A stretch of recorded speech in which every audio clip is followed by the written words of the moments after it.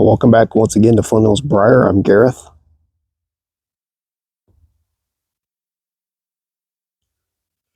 Sitting out in the back garden on a fine, lovely, fall-like October morning.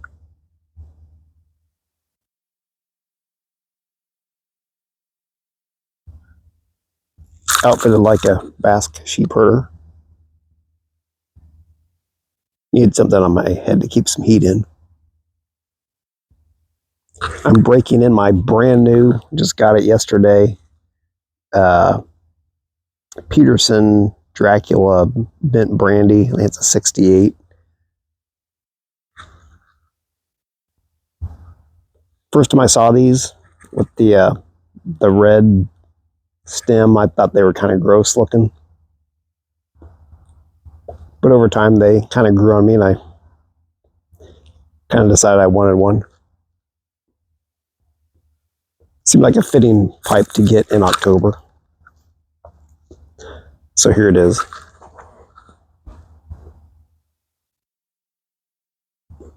I have to say, I had heard some people say that newer Petersons aren't made with as good of quality as the older ones.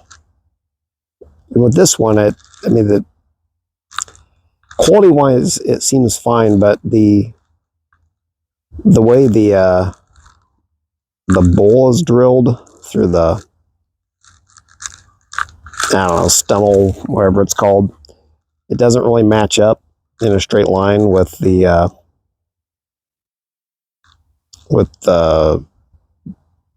want to say bit, with the stem. So you can't pass a pipe cleaner straight through it, which annoys me. But it draws just fine.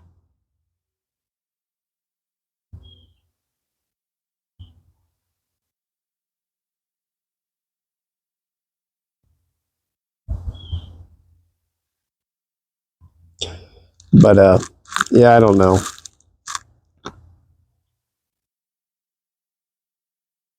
Petersons are supposed to be better pipes, so you'd kind of, I don't know, I would think that they would drill them a little better. My Salmonellas, on the other hand, I've not had a problem with any of those whatsoever.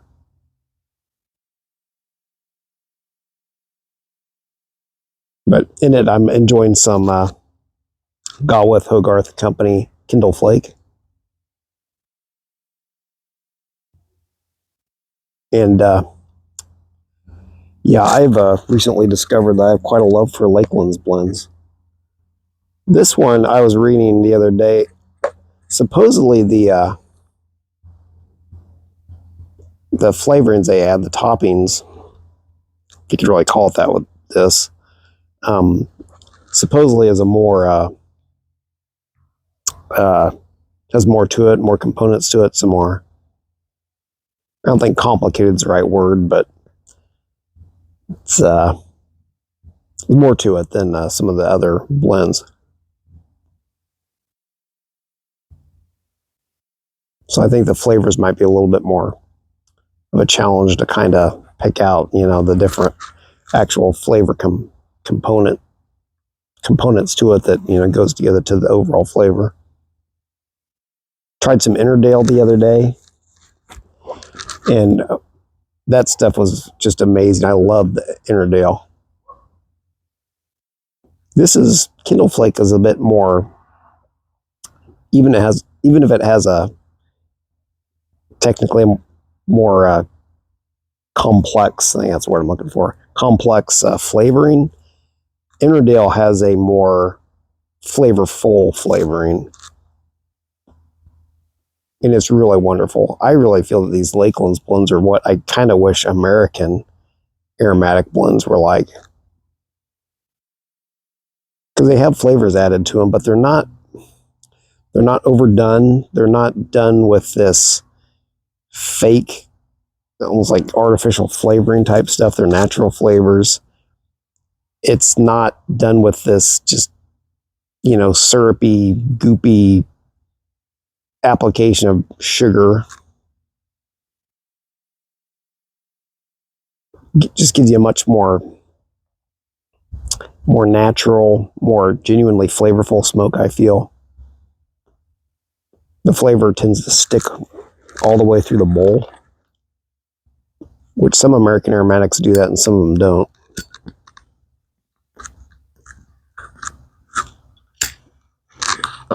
Just the other night, I had a bowl of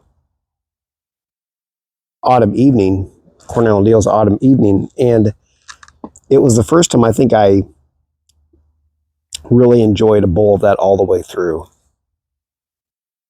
The flavor stuck, that maple flavor was there the whole way through. So I really enjoyed that bowl. But up to that time, I had had a lot of bowls of it in the past. And while I liked it, I wasn't so sure that I was really sold on it. But that one I had Sunday night or Saturday night, I appreciated quite a bit.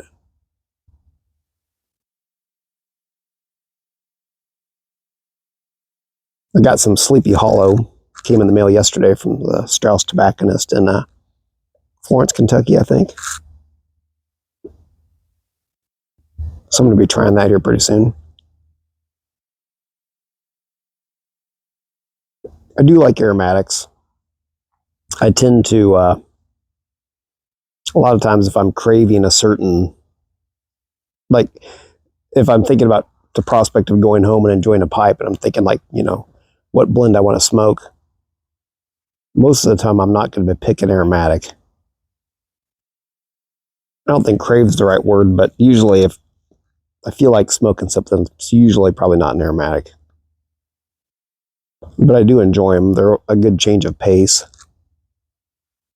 I find a lot of times with them that I think that for one thing, the pouch note, the way they smell, oftentimes does not necessarily translate into what they taste like, which I think is kind of a disappointment.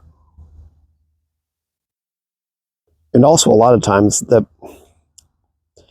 whether the topping flavoring goes away or not, maybe I just stop kind of perceiving it very well. And then you're kind of left with a bowl full of lackluster tobacco. And I get kind of bored with them when they do that. So I'm sitting there trying to finish the bowl while I'm kind of thinking like, you know, nice English or Balkan blend or a vapor sounds kind of good right now. These Lakeland's blends, I don't know. I mean, they're flavored with some stuff that's, you know, like of floral origin. Some things that especially a lot of Americans probably don't equate with flavorings for things you should eat or put it in your mouth. But I do want to give a shout out to a guy who I believe his channel is quite new. He's a John Richard Hewitt. He's an artist over in England, and he's put out a good number of videos. He's usually sitting outside of, they have an artist studio. I think it's also a museum or gallery, I think. Can't remember off the top of my head what it's called, but it's in an old church in a cemetery. I'm not sure the town in England. But he sits out, enjoys a pipe, hangs out with his friend the gargoyle who's up above him on the church. And I have to say, it was John's videos that really prompted me to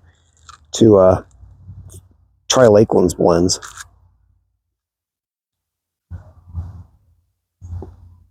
After watching one where he's talked about Bob's Chocolate Flake, I bought some. And I'd been getting kind of curious about the Gawith and Hoggarth and that company's stuff. Watching his videos prompted me to order some, and I've really discovered I love Lakeland's blends.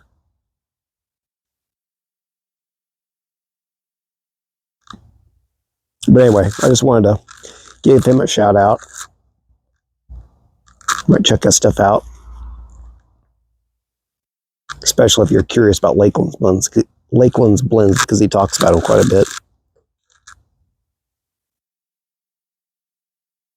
I just realized that my microphone, finally got a microphone.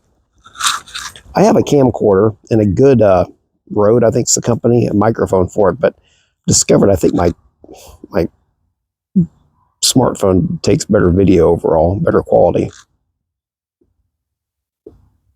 So I figured maybe I should get a microphone to get somewhat better audio with it.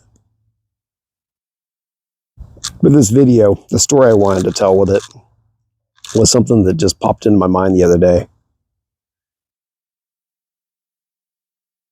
But once upon a time, this probably would have been back in 1995 or maybe 1997. I went on this canoe trip as a Boy Scout high adventure canoe trip up to the Northern Tier, or one of the Northern Tier canoe bases, if you're familiar with any of that stuff. And it was the one up in Bassett, Manitoba, where you go up and it's a very small base. It's probably the smallest of all their three bases. Ely's the biggest one in Minnesota. But you go up there and then you get on a float plane and it flies you out, like, I don't know, 30-something miles out, up to a lake called Scout Lake, at least unofficially.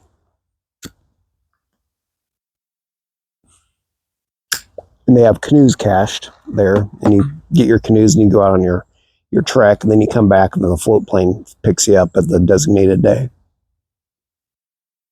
But when we would go up, we would drive up from Kansas, and on the way up we would stop in Winnipeg, Manitoba, and go to some museums and stuff like that.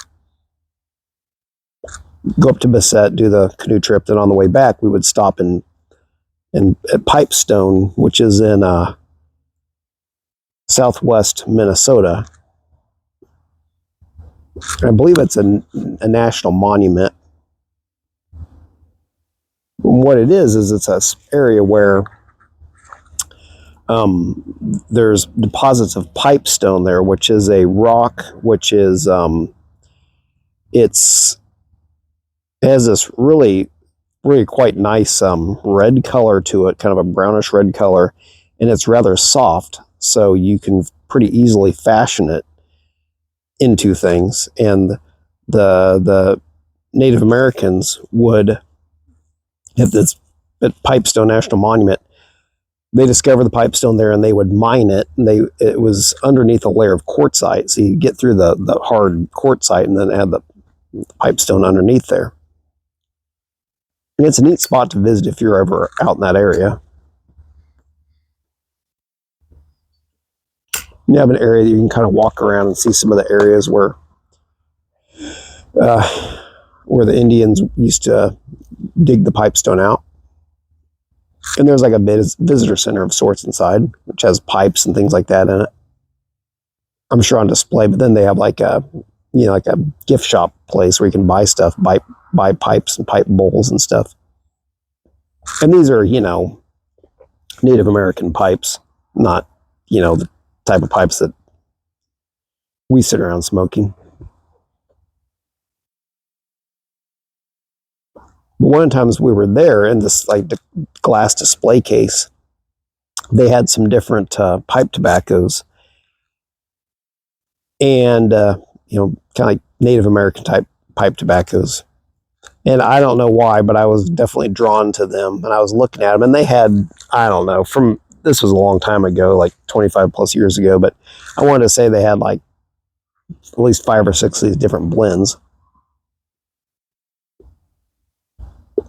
And they had descriptions of what was in them, and I guess what they were supposed to smell like, taste like, and all that to some extent. And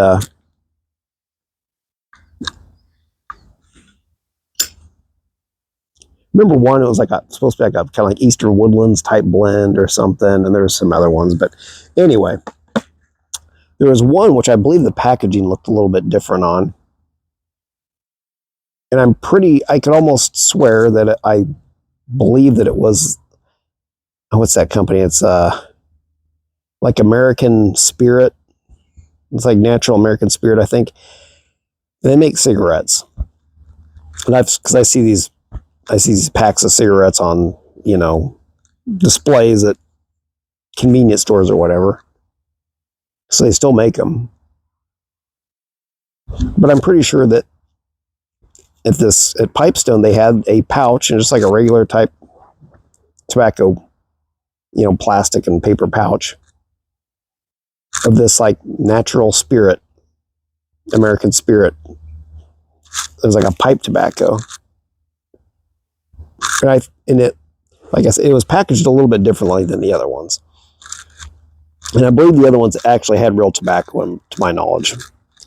This one, I don't know why I was drawn to it, but I decided I was going to try to buy some. And then if this happened in 1995, I wasn't 18 yet. But in 1997, I was 18 by then. But I walk up to the counter, or I'm standing there, and this guy that's working it, he was a Native American guy, and he had really not that really cool long black hair. I'm guessing he was probably 20. I mean, he was not too much older than I was, but I'm pretty sure he was a little bit older than I was. And I told him that I wanted to buy a pouch of that American Spirit tobacco. I have a feeling it must have had something on the description that made me interested in it or something. And he kind of looks at me. I remember he's like standing there with his like hands, on the glass display case, kind of giving me this look like, that's tobacco, right? I'm like, yeah. And then he kind of looks around, see if anybody's looking. Then he just kind of like sort of shrugs and says, well, I guess I'll let the cops catch you with it. And he sold it to me.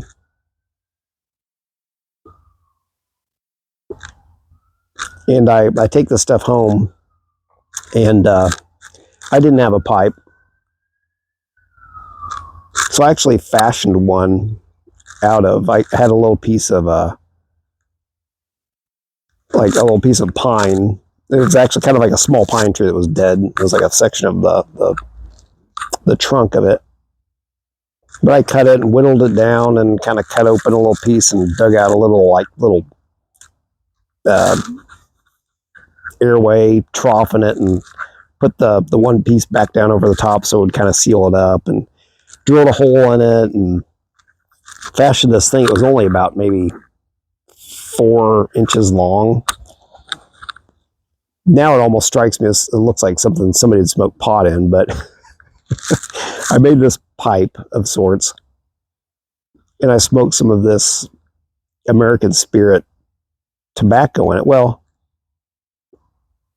I thought the stuff looked kind of funny. Well, I figured out pretty quickly that stuff had no actual tobacco in it whatsoever. It was just a bunch of other things. Like there was something that looked like kind of like a thick leaf of sorts. So they were kind of roundish, like kind of like an oval like leaf, and they were like, broken up a bit, and other stuff. And it had, I don't know, it just had this weird kind of smell to it.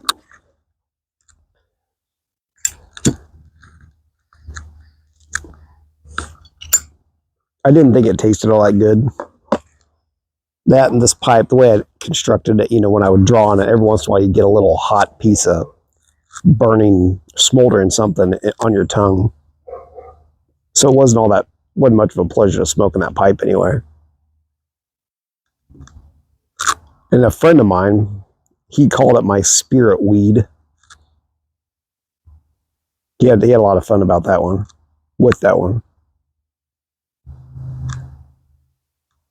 And I don't know if that stuff was supposed to be some sort of knick-knick, which is like a smoking mixture that the Indians used to make. And it didn't have actual tobacco in it. It was a bunch of herbs and things and barks. I don't know if it's the Sioux or one of the Sioux tribes, or they get like red willow and they scrape the inner bark of it or something, and they use that or anyway, it's something with red willow. They cut it, scrape the bark off or something. They cut up the pieces, and anyway, they use that as they call it their tobacco, although it's not, I think they're just using the word tobacco to mean kind of like a smoking substance that you put in pipes.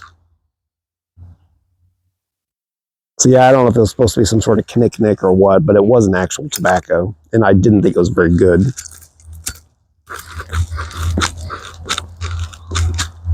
But then at some point in time, within a few years of me getting this stuff, I noticed that American Spirit cigarette brand. And it seemed like it was like basically the same logo, the same company, it seemed like.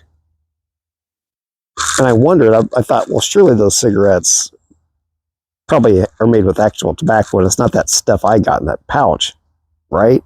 I don't know. I'm pretty sure they are tobacco cigarettes, though, but I don't know. Never tried them. But that's my Indian spirit weed story.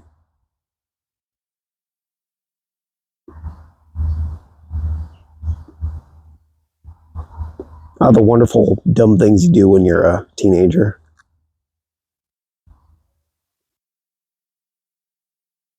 So, thanks for joining me on another one of these little videos. I'm Gareth with Flint Hills Briar. I'll see you next time.